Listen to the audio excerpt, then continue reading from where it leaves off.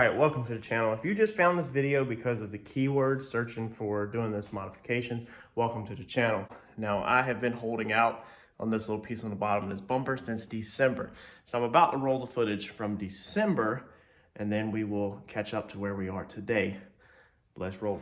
Alright, so I have been playing with some crap here.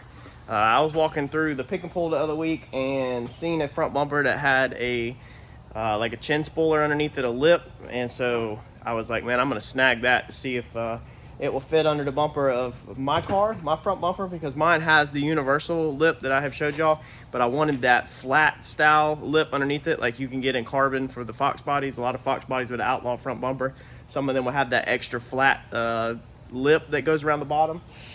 So I went to take it off and it was not coming off. I looked underneath it and it had like a million freaking rivets in it. So I went and just bought the whole bumper. I figured, well, I'll buy the bumper and then I will snag the lip off of it because it doesn't belong on the car, and I'll just take the bumper back and end up with a lip for free if the curve will match my front bumper.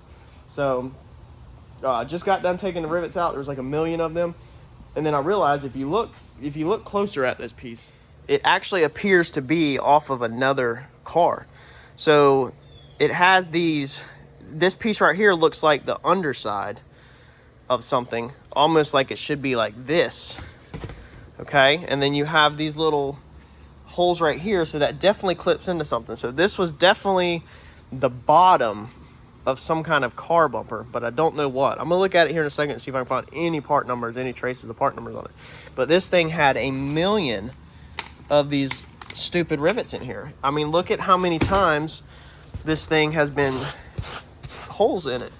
I mean, there's holes freaking everywhere through this thing. Now, of course, I can go and plastic repair this, any ones that you can see, and then sand them out and then paint this piece. I just wanted the shape of this, but now that I see this, I'm really curious what this come off of. I mean, you can see that obviously it was supposed to clip in like that into the bottom of a car. Okay, so that's what it looks like, but I have no clue of what. So let me see if I can find a part number real fast. So there's no usable part number. The only number that's in there is that, and that just comes up as an injection mold, like just the process. It's just like a tag, I guess, of how the item was made. There's no numbers on there, but you can see where somebody come in here and clearly cut this to like fit this bumper. Man, I freaking wish that I knew what this thing come off of. I'm about to just start searching eBay for lower bumper and just see what comes up, you know. Maybe sedan or coupe, maybe add that to the search results and see if I can find something like this, because this would be so perfect for so many DIY guys, you know, that we don't. I mean, you look at them lips and them spoilers and stuff, they're over $100 shipped to your door. And it's just crazy. That thing's actually bent right there. It should be flat. This sucks. Oh well. All right, so we have got this piece home, and this is just kind of to fill it out to see how I like it. So we have, it actually, you know, has holes drilled in it, so we need to order a new one. This piece ended up being a Volkswagen Passat air dam, lower air dam for the front. Now I've just got it clamped and held on here with the clamps, and I will drop the screenshot right now of the part number and all that, and then that way you can screenshot, copy it, whatever. But yeah, that's it. So it's a little wider than our bumper. If you're curious about this front valence, I have another video that I will try to link to at the end of this video on how to do this valence for a Maverick or Comet. This is a rear bumper off of a Buick Century, I think. This is going to be a Volkswagen air dam. So yeah, watch them videos to catch up to speed on that. But all we're going to do tonight, I just kind of wanted to close this out. I put it on today. I kind of dig the way it looks, but before I go and order a new one, they're not that expensive, I wanted to attach it. So I think I'm gonna just come through here pretty simple. I'm gonna drill some holes all the way through here. I'm gonna put nut certs in this one. I was thinking maybe I'll through bolt it for now so I'm not wasting nut certs. But yeah, we're just gonna attach this, so you can either rivet it through here, bolt it through there, nut certs. If I end up ordering a new one, then what I will do is probably put nut certs in this so that we can just bolt straight through and be able to unbolt it and take it off. But we are going to have to put some notches in it. So we're gonna have to come in here, put some notches so we can fold this around so that it doesn't have these little wings sticking out the side, because that doesn't look good.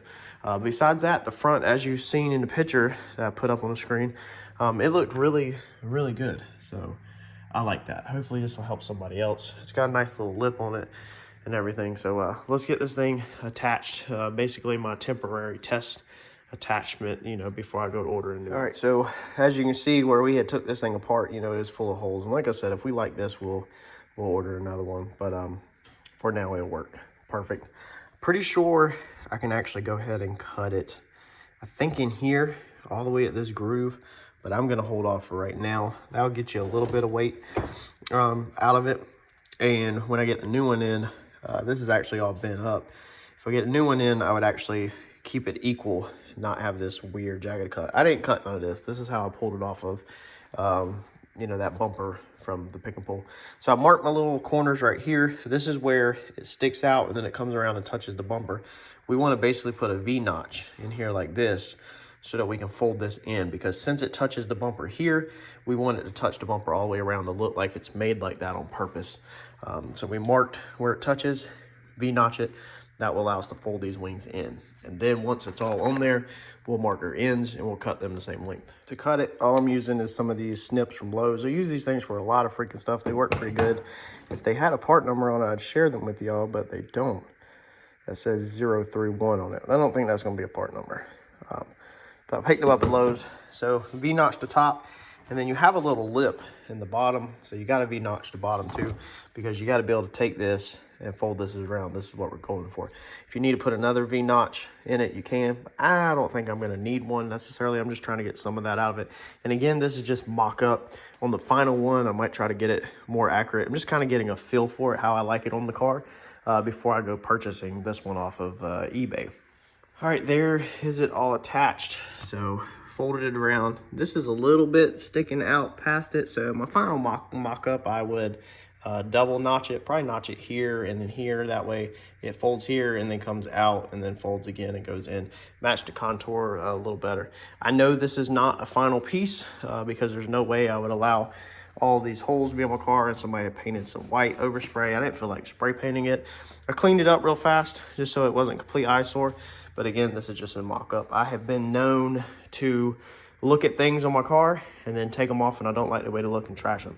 So I didn't want to order a brand new piece and trash that. But I just wanted to go over this real quick with y'all. Short video. If you want to add one of these to your car, the Fox Body that make them, like the carbon splitters for the bottom of the Fox Body Outlaw bumpers, I'm very curious how that would fit this setup. I think it would fit wonderful, but obviously I'm not spending the money to do that. So I think this is an excellent option for somebody that wants to put this on their car. All right, that's it installed on the car. You're not really going to be able to tell much here in the garage. I don't know if I like it at all.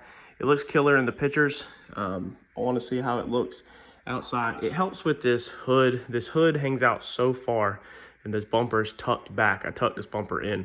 So this nose had an appearance like it was sloped like this, like the top was hanging out more than the bottom. And so it helps bring the bottom back out in line, where it gives the front end a little bit more step out, where it doesn't look so slanted outwards. I'm big on appearance.